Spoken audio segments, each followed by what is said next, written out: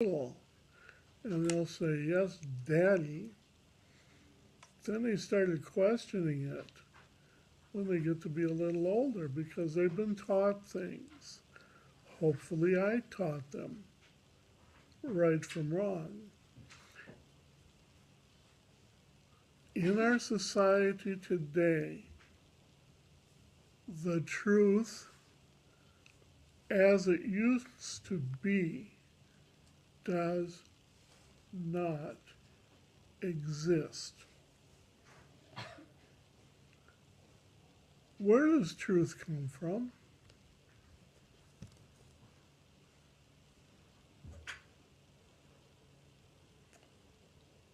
Uh, I'll give you a hint.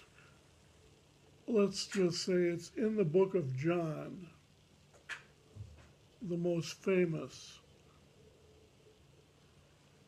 truth. I am the way. Can you finish that for me?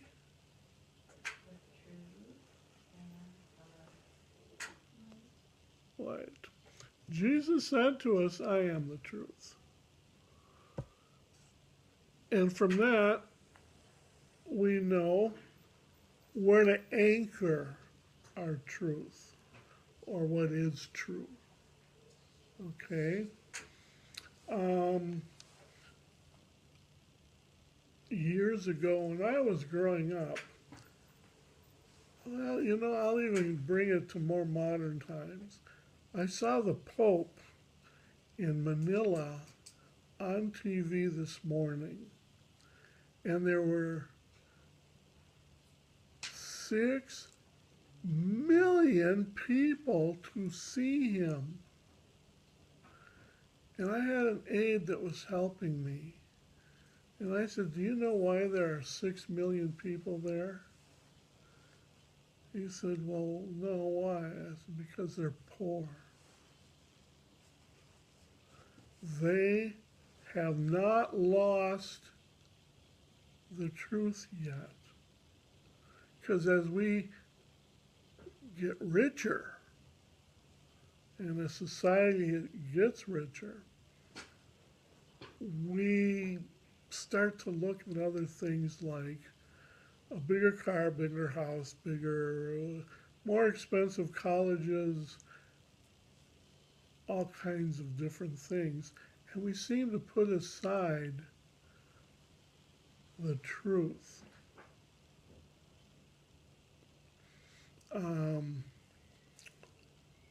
When I was 8 years old, my family took a trip to Greece. And Greece was a poor little country. And I absolutely loved it there. I came from America on this big ship, and my dad, came back. He was a successful man now, bringing his family to show his relatives how good things are in America. We were in a village that just 10 years before had gotten electricity. That only one day a week did they give you water for your house to water the plants and wash dishes. If you wanted to drink water, you actually had to buy it. Well, of course, we do that now too, but we don't have to.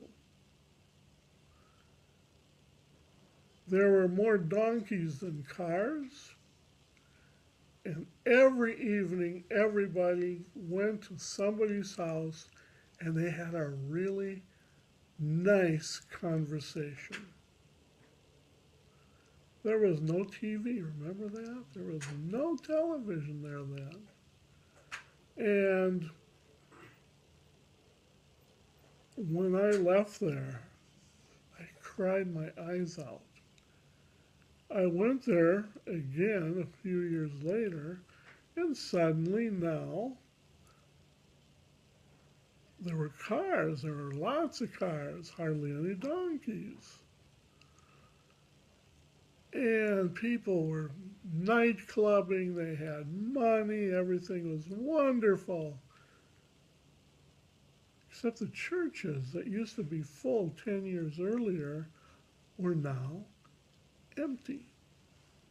And they still are in Europe, empty churches.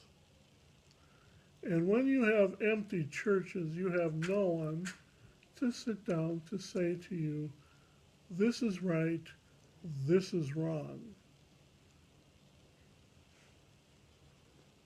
I don't know how many of you ever watched the news. Excuse me a second. How many of you watch the news on TV? That makes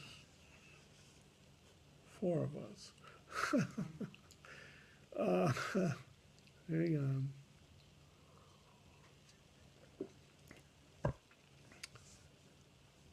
How many of you listen to our politicians speak? Our president will be speaking tomorrow night.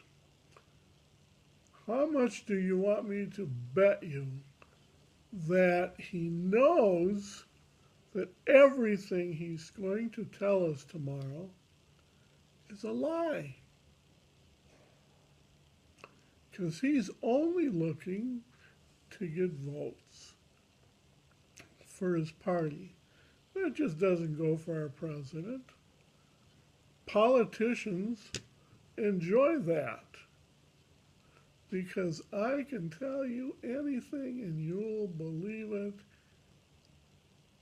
if you don't know the truth. How many of you have ever heard of Adolf Hitler? A real bad guy. He had a propaganda minister who was the greatest propagandist in the world. And at that time, his name was, his name escapes me, it doesn't matter. Hermann Goering. Hermann Goering said, if you tell people a lie often enough, eventually they'll believe it. And young people, I'm telling you, we are living a lie. Look around the world today. What used to be holy is gone. It has been replaced by everything else. This country is spending too much money. We're throwing it away, it doesn't matter. People, more than half the people in this country are collecting something from government. They're not working. That's not how this country became great. This country became great because people who were poor wanted to come here and work, and a lot of them got richer. And the ones that didn't, maybe, I don't know what the problem was, but maybe they didn't work hard enough. I remember my father always saying to me, if a Greek wants to get ahead in this world, you have to work twice as hard. I thought, that's not fair. One thing I didn't know, that if you did work twice as hard, you'd be twice as good when you get there. If you try twice as hard, when you finally succeed, you'll be twice as good. And think about all the other things that the world is telling us. How many of you remember ever hearing, I have a guilty conscience?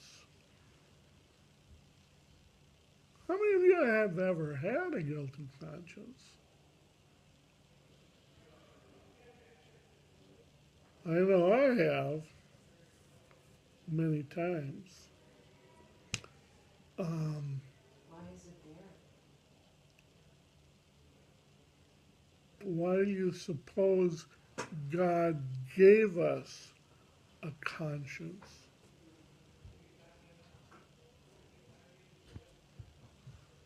To allow us to distinguish good from evil and to discover truth. Very good.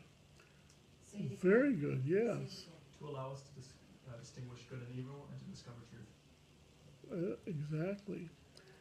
You know that if you fall away from the truth, if you have a conscience, and the reason I say if is because today, I remember when I was a kid, you used to watch cartoons on TV, and there was always a guy who had an angel on one shoulder and a devil on the other, and the two sides were arguing, trying to get him to do or not do something. Well, you don't see that anywhere anymore because anything goes. Um, you're all old enough. Sex is nothing anymore. When I was growing up, everybody said, you're going to grow, you're going to fall in love, you're going to get married, and then you're going to have children. Today it's, I'm going to turn,